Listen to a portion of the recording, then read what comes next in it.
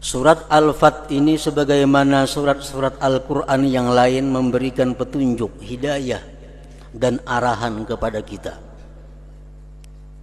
Di antaranya firman Allah Subhanahu wa taala dalam surat Al-Fat ini pada ayat yang ke-14, walillahi mulkus samawati wal ard yaghfiru liman yasha wa yu'adzibu man yasha wa kana Allahu ghafurar rahima.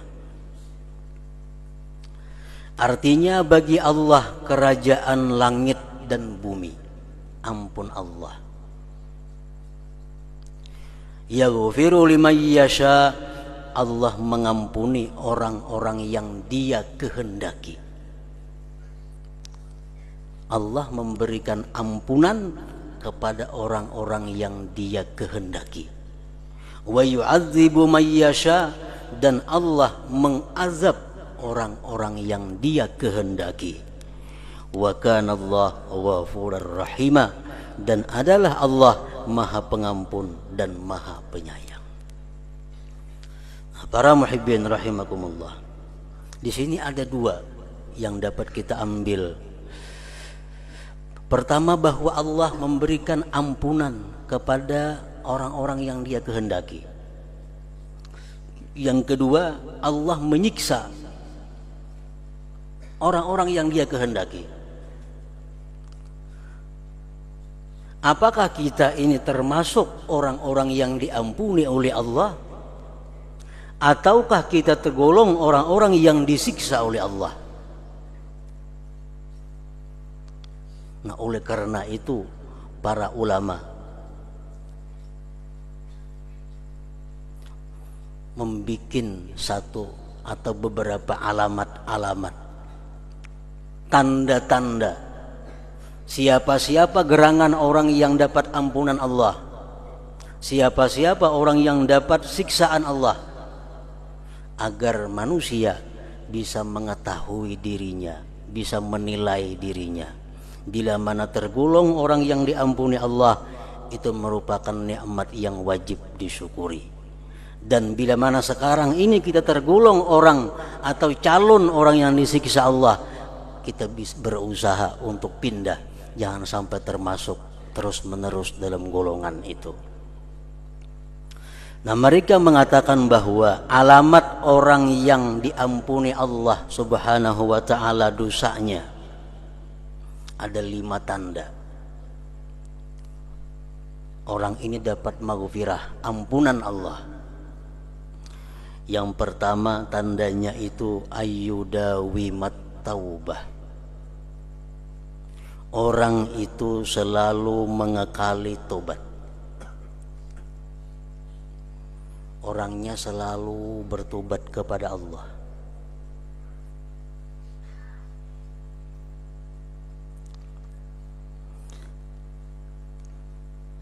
Berapa kali tobatnya tergantung, terserah kita. Pokoknya tobat kepada Allah itu merupakan sesuatu pekerjaan yang wajib kita jalani. Pekerjaan yang wajib kita kerjakan setiap hari, agar kita tergolong dalam orang-orang yang dapat ampunan Allah Subhanahu wa ta'ala.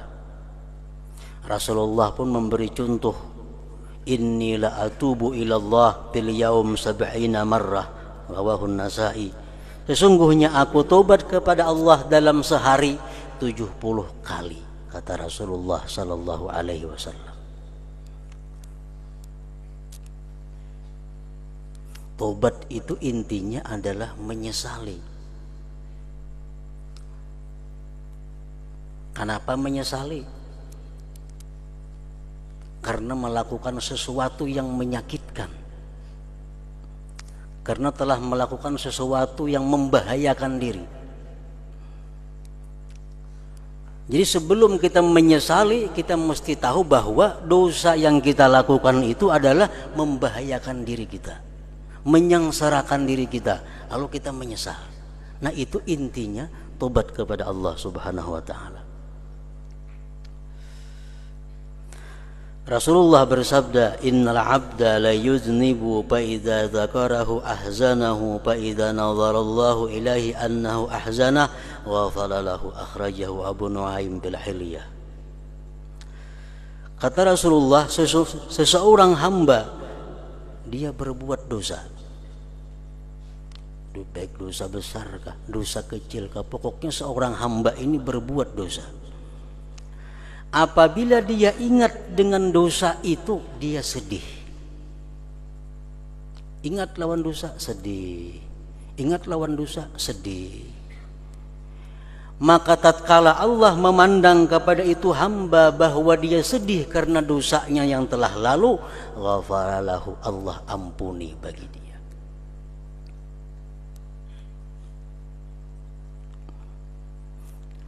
Dalam hadis yang lain Rasulullah menyatakan sebagaimana dikutip oleh Imam Al-Ghazali dalam kitab Ihya Ulumuddin, bahwa kata Rasulullah ada dosa yang membawa seorang hamba ke surga.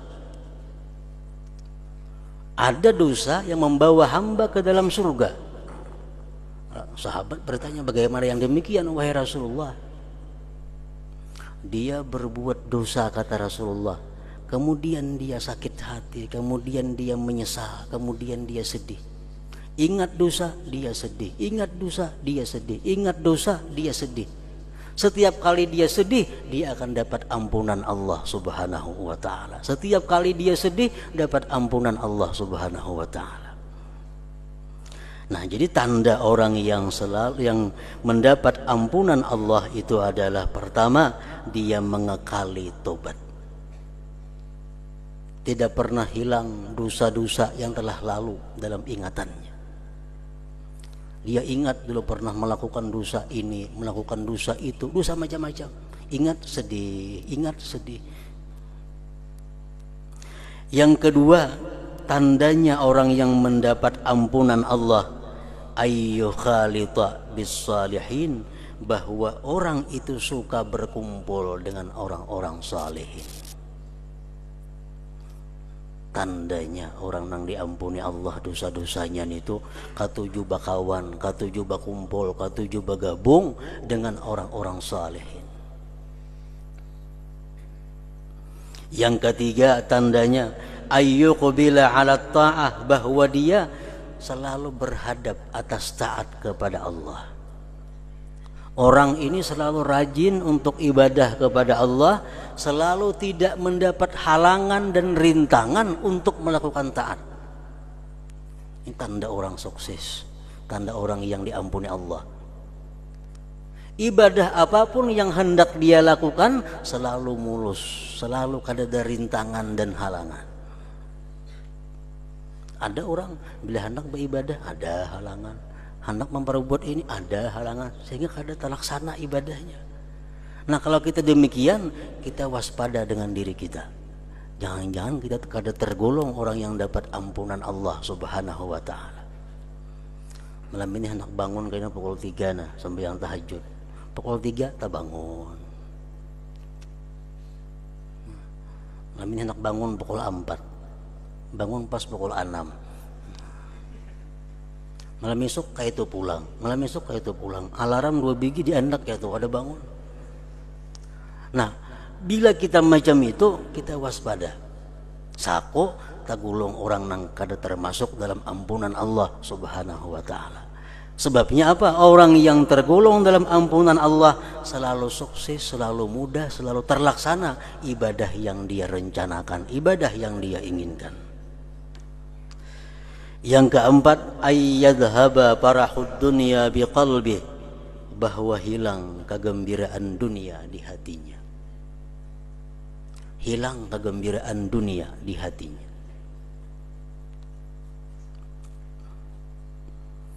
Contohnya, kalau kita datang duit untung usaha kita 1 juta rupiah, dapat duit keuntungan 1 juta, suka kita, gembira kita karena duit dapat 1 juta. Nah, bila kita macam itu membahayakan kita. Dapat anugerah dunia dapat nikmat dunia kita gembira. Ingat situ aja itu membahayakan kita. Yang selamat macam apa? Kalau kita dapat anugerah dunia, dapat duit 1 juta, kita gembira bahwa ini adalah nikmat Allah dan ini akan kugunakan untuk kebaikan, untuk hal-hal yang diridai Allah. Dengan duit 1 juta ini aku senang. Kenapa? Karena aku bisa mengungkusi ini, bisa membantu itu, bisa sagan itu, sagan kebaikan macam-macam. Nah itu kada termasuk gembira dengan dunia, itu artinya gembira dengan akhirat. Yang kelima, ayyathiqa bidamanillah fir rizq, bahwa dia percaya dengan jaminan Allah dalam rezeki. Dia sangat yakin, dia sangat kuat yakinnya bahwa selama dia masih hidup, dia masih akan dapat rezeki Allah Subhanahu wa ta'ala. Dia sangat yakin selama dia masih hidup, dimanapun dia berada, pasti ada rezeki Allah untuknya. Nah, bila 5 itu ada dalam diri kita, kita syukur kepada Allah. Berarti kita ini termasuk di dalam orang yang yaghfiru liman yasha, yang mengampuni Allah bagi orang-orang yang dia kehendaki. Pertama, selalu tobat kepada Allah. Dalam sehari semalaman kada pernah kosong wiridnya, amaliyahnya daripada tobat, daripada mengenang dosa dan kejahatannya dan sedih atasnya. Yang kedua, dia selalu berkumpul orang-orang yang saleh. Yang ketiga, dia selalu mudah, selalu sukses, selalu terlaksana taat ibadah kepada Allah. Yang keempat, bahwa dia tidak ada senang dengan dunia, kecuali dunia itu membawa kepada kebaikan akhirat. Nah, yang kelima, bahwa dia sangat yakin dengan Allah, bahwa Allah memberi dia rezeki selama dia masih hidup di alam dunia ini. Nah, para muhibbin rahimakumullah. Kemudian lagi, wa yu'adzibu may yasha, Allah mengazab akan orang-orang yang dia kehendaki. Apa alamatnya orang yang bakal menerima azab Allah? Ayyusawwifat taubah. Pertama, dia menunda-nunda tobat. Menunda-nunda tobat. Dulu pernah melakukan zina, dulu pernah melakukan riba, dulu pernah melakukan judi, dulu pernah minum mabukan, dulu pernah macam-macam maksiat. Apabila tobat, kaina tobatnya. Termasuk di sini adalah orang-orang yang bila ingat maksiat yang pernah dia lakukan, dia senang, dia gembira.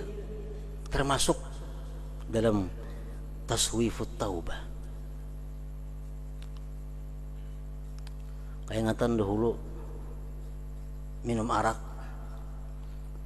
30 tahun yang telah lalu. Keingatan asa rami, asa nyaman, kada ada rasa sedih. Nah ini tergulung ini. Di zaman Bani Israel ada seorang pemuda, seorang laki-laki yang telah bertahun-tahun tobat kepada Allah Subhanahu wa ta'ala. Bertahun-tahun dia tobat kepada Allah, tapi dia merasa tobatnya itu kada diterima oleh Allah.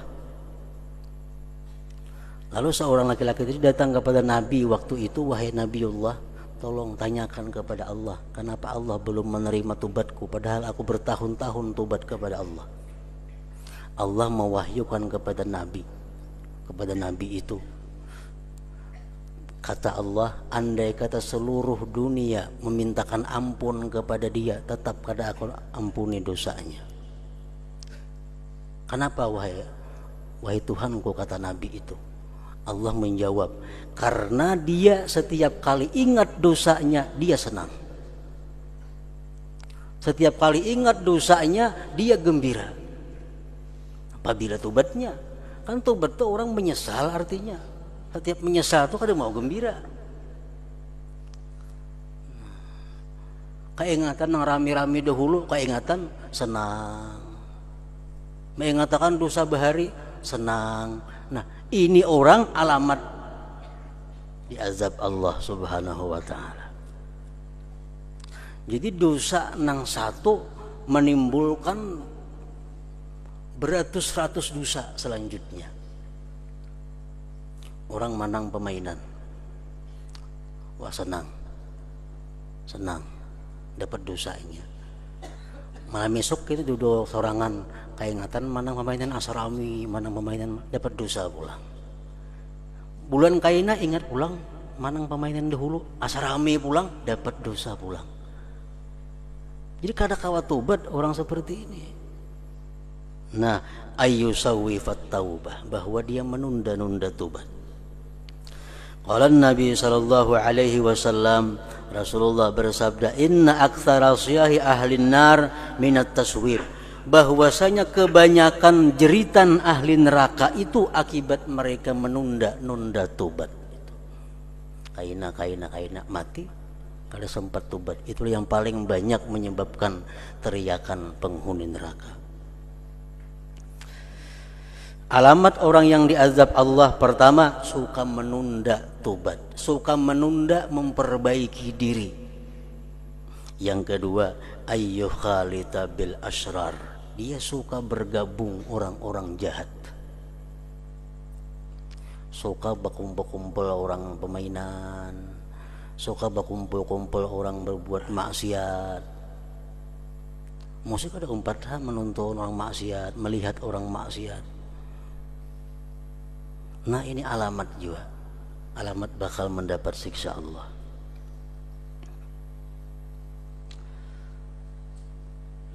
Sebagian orang salih mengatakan, man sahibal akhyar ja'alahullah minal akhyar wa in kana minal asrar, wa man sahibal asrar ja'alahullah minal asrar wa in kana minal akhyar.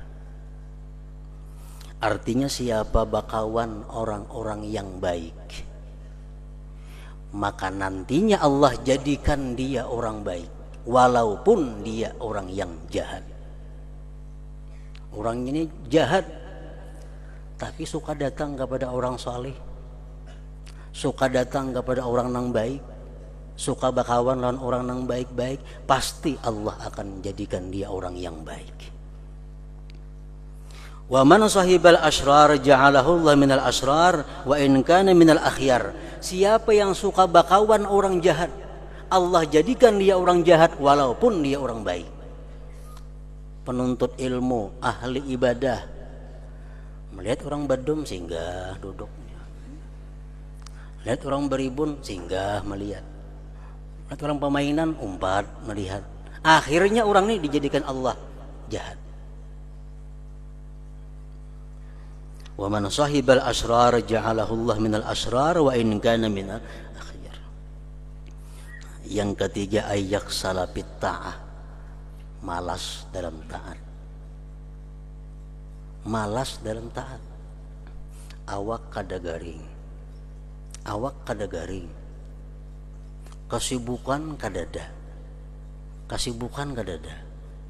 waktunya kosong. Ya tuh kada kawainya berbuat taat kepada Allah, malas. Nah, ini alamat orang yang akan diazab Allah. Yang keempat, ayyakuna parahuhu bid dunya, bahwa adalah gembiranya orang ini dengan dunia. Ini diberi ilmu enggak ada gembira,